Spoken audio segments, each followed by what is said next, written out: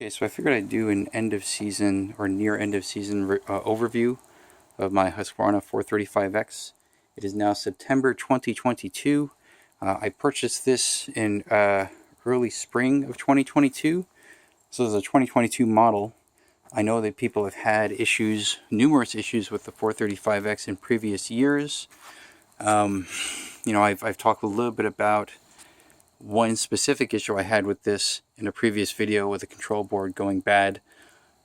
So you can watch that video for that. But other than that, I haven't had any problems with this, especially after doing that magnet fix that I talked about also in a previous video. This thing has run fault-free since then.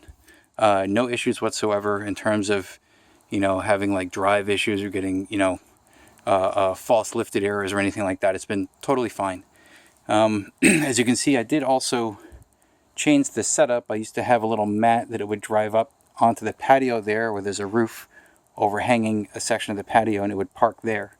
I took that all out and I just put the charge base on the lawn here with one of these houses to cover it in the rain, and I put this under this little bush here to give it a little bit of extra coverage. This works a lot better. The thing with that mat, it was a little over 2 feet wide, so I could have boundary wire on either side, and it would just ride in and park. And most of the time it would do that, but sometimes it would get stuck because the charge base is in the back there, and it would treat that mat as part of the lawn, and as it would try to cut it, it would sort of get stuck trying to turn around and come back out. So sometimes it would get stuck there. So I ripped that all out and just put it here on the lawn. This works perfectly fine, no issues. This house is, I don't know if I would call it required. It definitely helps to protect like this part of the mower during the rain. So, if you don't want rain really getting into, like around this sort of dial here and inside the under this, I don't know, maybe it's a little bit sealed. Then yeah, the house is definitely helpful. But these things are designed to be able to run in the rain anyway. So really, this cover isn't quite as necessary as, let's say, this cover here, which covers the actual charge base itself, which does have some exposed wires to it. So like when, the section where this plugs in to the base, you have exposed metal plates. You don't want those to get wet or rusty. This is like $200 or $250, and it's just some pieces of plastic with a Husqvarna badge on it. So it's kind of a joke considering how much it costs. But it is designed to work with this charge base, and it's probably a good idea if you're going to park this in an exposed area. You can see some tracks have been kind of formed here close to the charge base because it backs out and in a lot. So around this area you'll see a little bit more wear of the grass, but like going around where I have the guide wire buried, I don't see any significant signs of tracking. This is a heavier mower than the 315X that I had used previously, and I had read reviews of this mower, causing like track lines to form on the grass. At least for the default settings for the percentage of time it would use the guide wire, I haven't really seen that problem here. Now maybe that's because it's getting a little cooler out and the grass is starting to regrow again.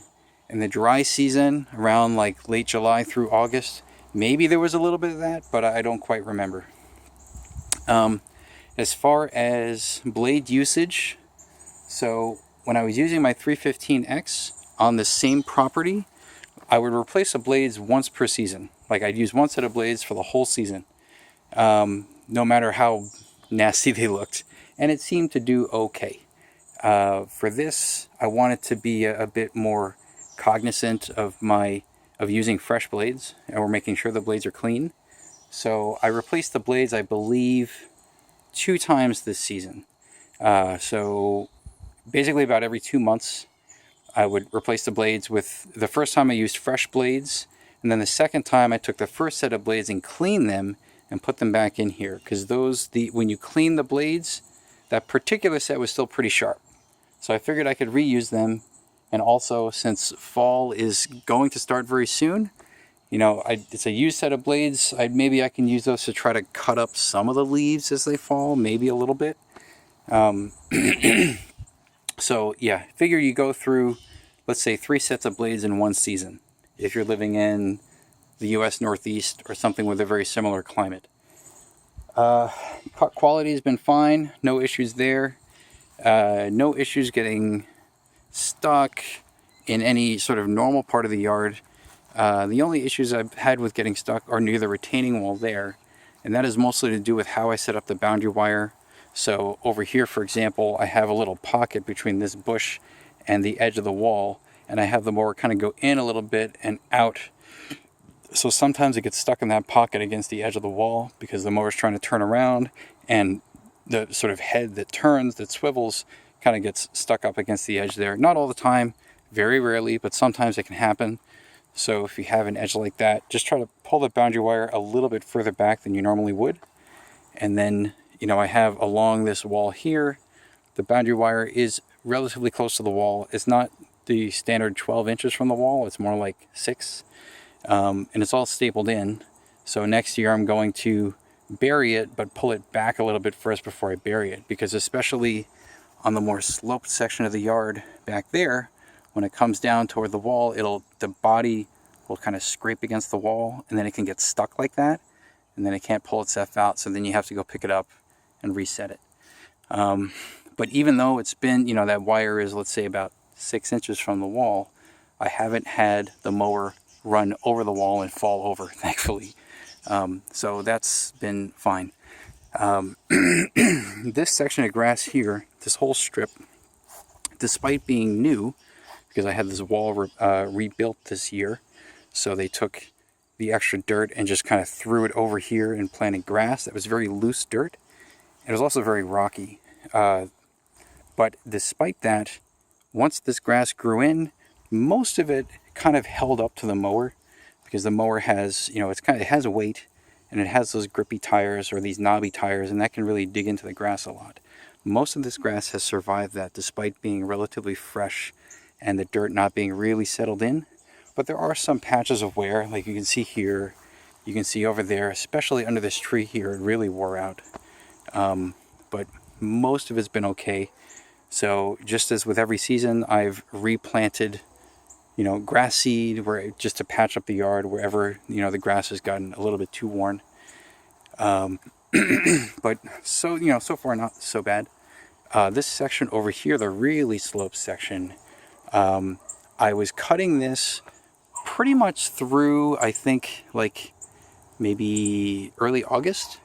And then I put in a keep out zone in this area on the actual automower app, just to have it stay away from this region, because it's very shaded. So you don't get a whole lot of growth here in the mid to late summer when it gets really hot and dry. So I really just needed to have it cut down and stay cut down so that I don't have to go in there and use the weed whacker. But it did a fine job actually cutting all this down without getting stuck too much. It is kind of rough terrain, so especially like going down to this wall over here, I had the wire running against the wall and then up along the side of the tree, and so at that corner there it would get stuck a lot.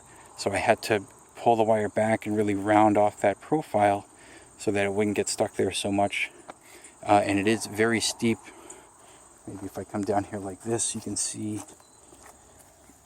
you know, once it comes down to the wall, it gets really quite steep. And so that's probably why I was really getting stuck there and having a hard time turning around and going back up. Even though it has the grip to do it, it's not an issue of it not having enough traction, but it has more to do with sort of this pocket between where it's kind of level and then it gets really steep and then there's the wall, and it just sort of gets stuck there. So really watch out for what your terrain really looks like when you set up your boundary wire, even for an automower that's as capable as this. It's not an invincible automower. It can do most of it, but not quite all of it. You're still going to need a trimmer to, you know, get certain little sections. And then coming around here, down this hill, you can see, you know, this hill used to be smoother, but there's certain sections here, like this section here, where there's this little sort of pocket that got formed.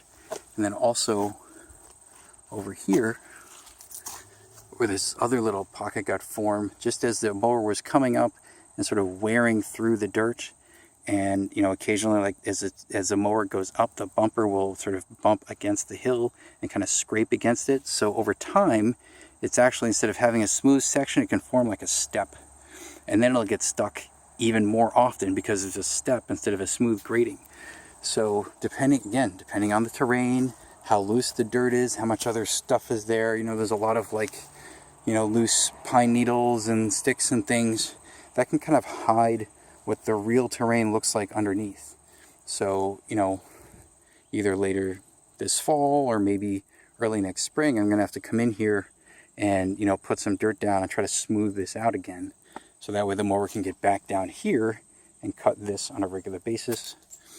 So some terrain maintenance is necessary here. Again, this here is also pretty steep. Comes down here no problem. I did pull the boundary wire away a little bit because in here is where the mower control board died. I don't know if that was because of how I had the wire set up, or if it was just the board went bad. So still steep, rough, no real problems. It'll handle almost anything you throw at it in terms of climbing, as long as there's not like really deep ditches or steps or anything for it to get stuck on. So I'd say I'm very happy with it overall from my property and the way my terrain is. And as long as nothing goes wrong with it, as long as nothing breaks, you don't have to replace anything and go to a dealer and deal with all that bullshit, you'll be fine. I'm very happy with this mower, and hopefully it will last me for several more years. Hopefully nothing else breaks. But so far I'd say I'd recommend this. Just try the magnet modification that I mentioned in my previous video. If you're having a firmware issue with false lifted errors, that made a huge difference for me. Once I did that, for the whole rest of the mowing season, I haven't had any issues with false lifted errors. So highly recommend that modification. Other than that, there's really nothing else to say that I haven't said in previous videos. So yeah, I hope this has been helpful to you, and that's it for now. Thanks for watching.